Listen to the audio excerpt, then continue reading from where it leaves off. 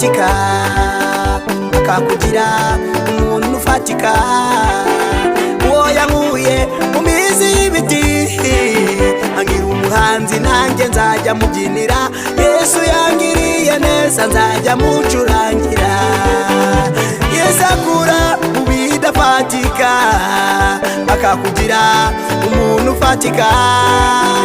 Uwo yankuye mu mizi y'ibiti angira umuhanzi, nanjye nzajya mubyinira.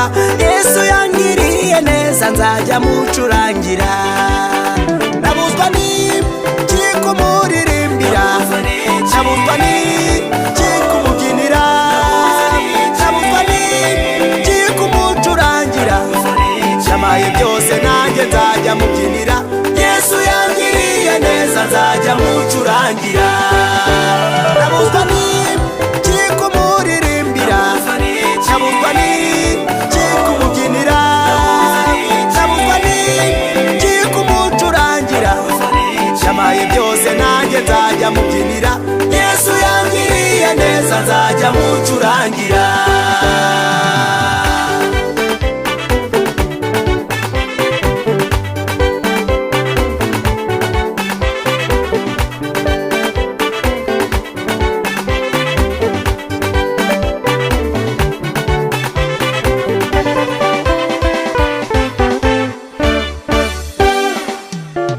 Ageze ku kidendezi Betesida, abona umurwayi umaze imyaka 38. Aramubaza ati, Yesu urashaka gukira?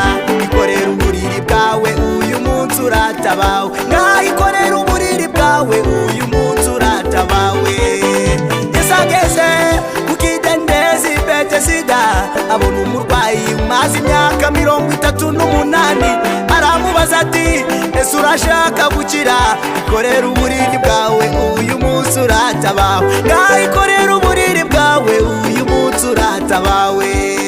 Nabuzwa n'iki kumuririmbira, nabuzwa n'iki kumubyinira, nabuzwa n'iki kumucurangira.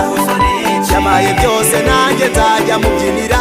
Yesu yangiriye neza, nzajya mucurangira.